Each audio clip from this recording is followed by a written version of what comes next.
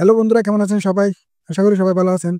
আজকে কথা বলবো জো টোকেন নিয়ে। জো টোকেন কিভাবে উইথড্র করবেন এবং সেল করবেন নাকি হোল্ড করবেন। তো আমি সবকিছু এই ভিডিওতে বলবো। তো সম্পূর্ণ ভিডিওটা দেখতে থাকুন, ঠিক আছে বন্ধুরা? তো দেখুন, এখন কিন্তু আপনি চাইলে এখানে দেখেন বিটগেট এক্সচেঞ্জ গ্যাস ফি লাগবে না, গেট আইও এক্সচেঞ্জ গ্যাস ফি লাগবে না, এবং কুকয়েন এক্সচেঞ্জ গ্যাস ফি লাগবে না। তো এখানে তিনটাতে আপনি যে কোনো একটাতেই করতে পারেন, সমস্যা নেই, ঠিক আছে বন্ধুরা?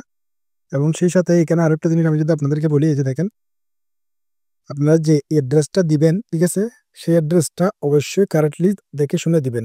বিটগেট থেকে নেন এবং গেট আই থেকে নেন, যেখান থেকেই আপনি অ্যাড্রেস নেন, একটু জো টোকেনের যেটা সেটা একটু দেখে শুনে নেবেন। ঠিক তো বন্ধুরা, আমি গেট আই তে করে দেখাবো, ঠিক আছে? আমি গেট আই সিলেক্ট করব।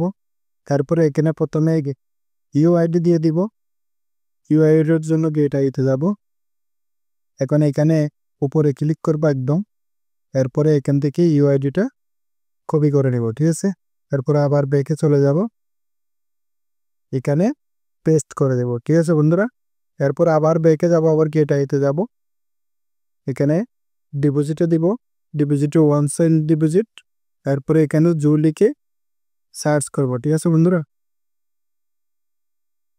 জো লিখে সার্চ করে এই যে দেখেন, এটাতে ক্লিক করব। এটাতে ক্লিক করার পর এখানে দেখেন, এখান থেকে অ্যাড্রেসটা কপি করে নেব, ঠিক আছে? আমি কপি করে নিচ্ছি। এরপরে আবার ব্যাকে চলে যাব,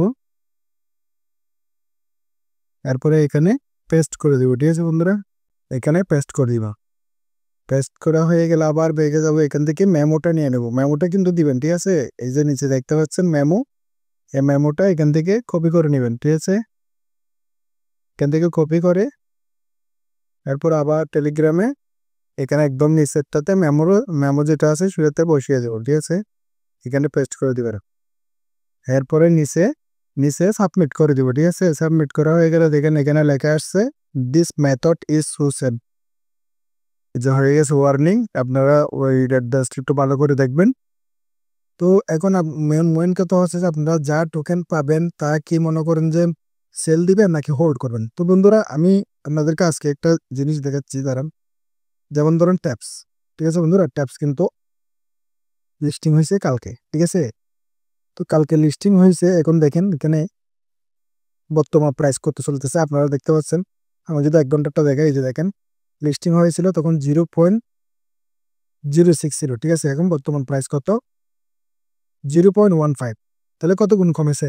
এটা আরো কমবে, ঠিক আছে? এটা আরো কমবে বন্ধুরা। আপনারা যদি মনে করেন যে এটার প্রাইস হতে পারে মনে করেন যে 0.002, হয়তো বা 0.03 এরকম হতে পারে, ঠিক আছে? তো যেরকমই হোক, যতটুকুই আপনি টোকেন পেয়েছেন, তো প্রথমে মনে করেন যে লিস্টিং এর সময় আপনারা এখানে সেল দেওয়ার চেষ্টা করবেন, ঠিক আছে? প্রথমে লিস্টিং এর 10-20 মিনিট আগে থেকে মনে করেন যে অপেক্ষা করবেন, এবং লিস্টিং হওয়ার সাথে সাথে কিন্তু সেল দিয়ে দিবেন। কারণ এখানে মনে করেন যে আপনি যদি ওয়েট করেন প্রাইস বাড়বে বাড়বে, তখন দেখবেন যে একদম ডাউনে চলে যাবে, তখন কিন্তু আর লাভ নেই, ঠিক আছে? আপনি যদি এখানে যদি আমি প্রত্যেকটা জিনিসে দেখে, যেমন ধরেন হ্যামস্টার কম্পিউটার প্রাইস কত ছিল প্রথমে যখন লিস্টিং করছিল, তখন যদি আমি আপনাদেরকে একটু দেখাই, এখানে 1 মান্থ কত ছিল?